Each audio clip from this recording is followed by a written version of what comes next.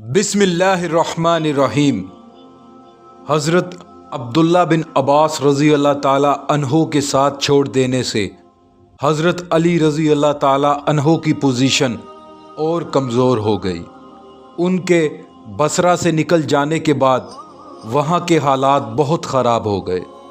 ان حالات میں بھی کوفہ والے حرکت میں نہ آئے تو ایک دن حضرت علی رضی اللہ تعالیٰ عنہ نے غصے میں آ کر ان سے فرمایا، جہاد جنت کے دروازوں میں سے ایک دروازہ ہے، جس نے بیزار ہو کر اسے چھوڑ دیا اللہ تعالیٰ اسے ذلت اور خواری مبتلا کرے گا اور عذاب دے گا۔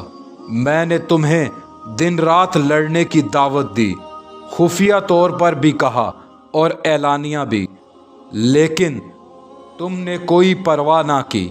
خدا کی قسم، جس قوم کے گھر پر دشمن چڑھ آئیں وہ ذلیل ہوگی۔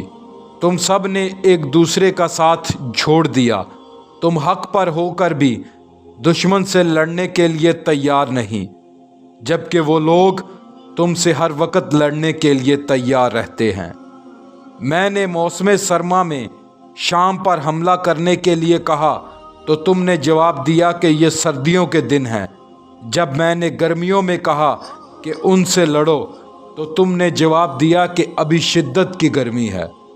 تم تو گرمی اور سردی سے بھاگتے ہو، تلواروں کے سامنے تم کیا ٹھہرو گے؟ تم نے اپنی نافرمانی سے میری تدبیریں غلط کر دیں۔ یہ اور اس قسم کی تقریریں کچھ لوگوں کے دلوں میں جذبات ضرور پیدا کرتی تھیں، لیکن ایسے لوگوں کی تعداد آٹے میں نمک کی برابر تھی۔ جبکہ حضرت امیر معاویہ رضی اللہ تعالیٰ عنہ کے ساتھی ان کا ہر حکم دل و جان سے بجا لاتے تھے اور ادھر ادھر پھیلتے جا رہے تھے۔ خارجیوں کو اگرچہ شکست ہو گئی تھی، لیکن وہ سب کے سب ختم نہیں ہوئے تھے۔ ان میں سے بہت سے زندہ تھے اور کوفہ کے اندر سازشیں کرتے رہتے تھے۔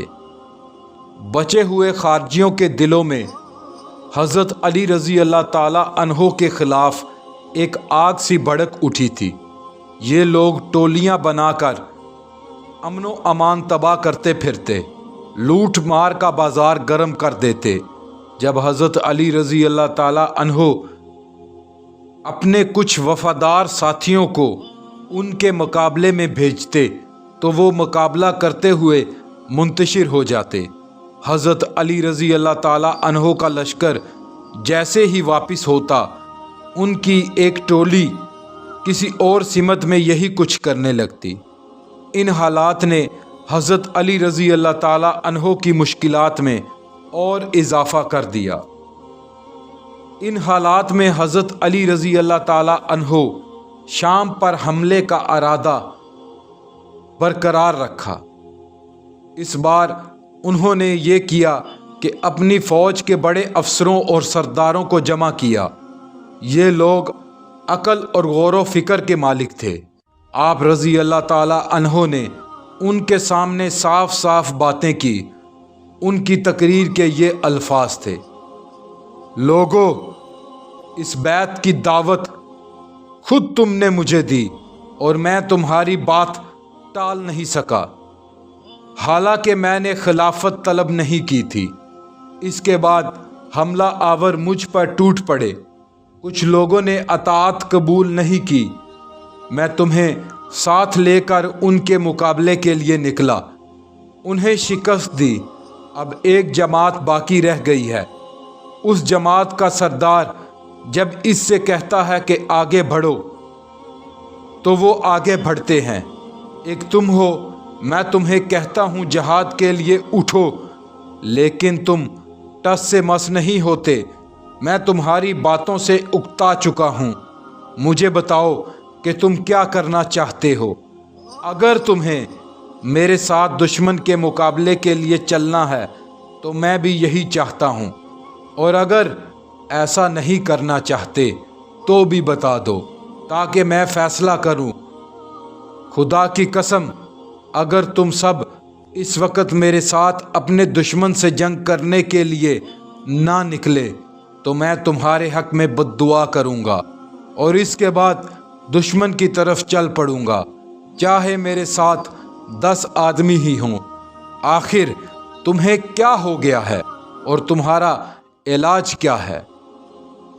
सरदारों और अफसरों को हज़रत अली रज़ी अल्लाह ताला अन्हो से बड़ी शर्म महसूस हुई। वो डरे कि कहीं अपने इरादे पर अमल कर ना बैठें और अकेले या थोड़े से लोगों के साथ शामियों से जंग करने ना निकल पड़ें।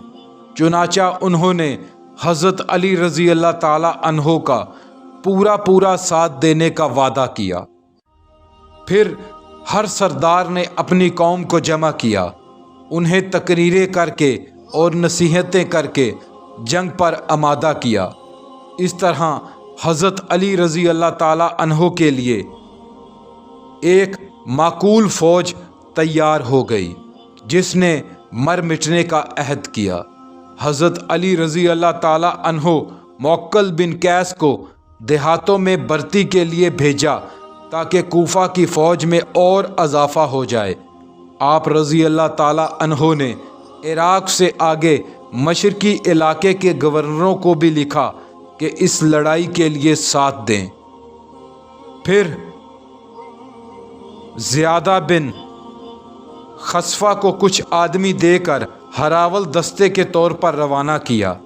हज़रत अली रज़ी अल्लाह ताला अन्हो इन तैयारियों में मसरूफ़ थे। उनकी मंजिल उनके सामने थी, लेकिन कुदरत के एक इशारे ने उनकी और अहले इराक़ की तदबीरों को मलिया मेट कर दिया। जिन दिनों हज़रत अली रज़ी अल्लाह ताला अन्हो शाम पर हमले की तैयारियों में मसरूफ़ थे, उन्हीं दिनों कुछ खारजी हज के लिए निकले। उन्होंने देखा कि हज़रत अली रज़ी अल्लाह ताला अन्हो और हज़रत अमीर मुआविया रज़ी अल्लाह ताला अन्हो के हामी एक दूसरे के पीछे नमाज पढ़ने के लिए तैयार नहीं। चुनाचा लोगों को अमामत के लिए एक अमीर को मुंतखब करना पड़ा जो किसी जमात का ना था। ये उन खारजियों को बहुत बुरा लगा। साथ ही उन्हें नहरवान की जंग और दूसरे मार्के याद आ गए और वो बाहम मशवरे करने लगे कि क्यों ना उम्मत को मुख्तलिफ ग्रोहों में बंटने से निजात दिलाई जाए और क्यों ना इन 3 आदमियों को कत्ल कर दिया जाए जो इस झगड़े की जड़ हैं। इनके ख्याल में झगड़े की जड़ ये 3 आदमी थे, हज़रत अली रज़ी अल्लाह ताला अन्हो, हज़रत अमीर मुआविया रज़ी अल्लाह ताला अन्हो और उमर बिन अल-आस रज़ी अल्लाह ताला अन्हो। अल्लाह पाक पढ़ना और सुनना कबूल फरमाए। अल्लाह पाक कमी कोताही माफ़ फरमाए।